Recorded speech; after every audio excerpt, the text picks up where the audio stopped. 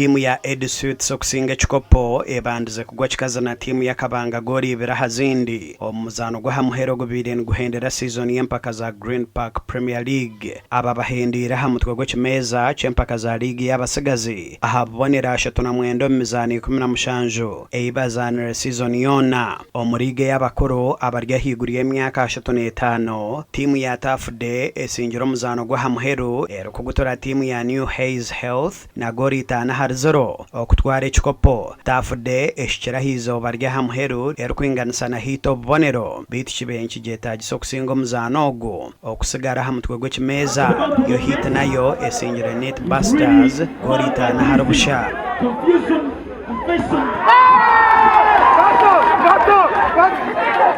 nabwanyuma abasinguza ba Edisuits hamwe na timu ya Tafude bakwasibwe biconco omukujaguza kw'amani kandi ogubire guryo murundo gwa kabiri empaka zero kutebekanisa twargare amasomero aginyine ni mingi mnonga kurugirira na challenges turabiremo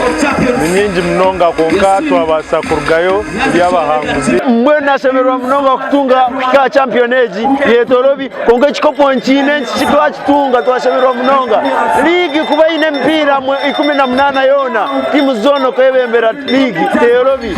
mpurasho mere munonga bw'ekikopechi okwa timu zona zibezitangwi igebe tight munonga nkaba manigitu tukoze munonga ntusima ruhango gwa yigura tebase kutwebembera mu byona